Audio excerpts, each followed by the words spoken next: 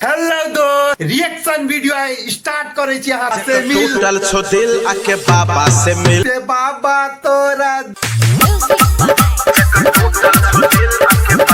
Hello दोस्त reaction video start करे छी अहाँ से सन्नू भाई के गाना छै त अहाँ सुनू पहले। बाबा विश्वकर्मा के भक्ति भजन में थोड़ा सा ब्रेक लेंगे दोस्त, आप लोग थोड़ा जयकारा लगा दीजिए। गजब के मिलतो रे फी गजब के मिलतो फिर जका टूटल छो दिल आके बाबा से मिल। टूटल छो दिल आके बाबा से मिल। दोस्त मैंने आप सभी को प्यार पाने के लिए रिएक्शन वीडियो लेके आता हूँ, तो आप लोग हमें भी सपोर्ट कीजिए और हमें भी आगे बढ़ाइए। सुनिएगा जका टूटल छो दिल आके बाबा से मिल। अरे बाबा विश्वकर्मा के भक्ति भजन में, बाबा विश्वकर्मा के भक्ति भजन में। तो अगर आप लोग हमारे इस चैनल पे नए हो तो चैनल को सब्सक्राइब करके जरूर रख दीजिएगा। बाबा विश्वकर्मा के भक्ति भजन में, क्योंकि आप सभी के लिए हमारा इसी तरीका से वीडियो आप सभी के साथ आते रहे। टूटल छो दिल आके बाबा से मिल।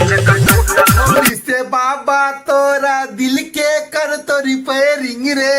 हथौड़ी से बाबा तो बात तो सही है दौड़ना तो पड़ता है। हर को दे तो दिल कर रिपेयर रे। भाई जी आगे का एक लाइन आप थोड़ा और गुनगुनाइए, जो कि हमारे ऑडियंस है उसको भी थोड़ा अच्छा लगेगा। ध्यान लगा के मन के बतिया छिए ने दोस्त अहाँ सब हमर सन्नू भाई के मैथिली गाना केहन लगे छे विश्वकर्मा जी के। बाबा से कर तू शेयर रे।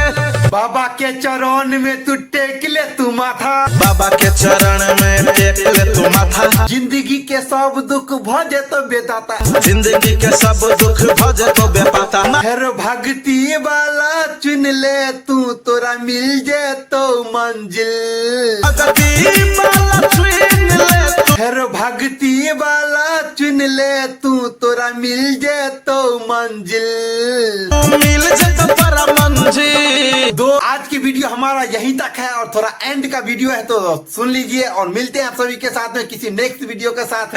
टूटल छो दिल आके बाबा से मिल।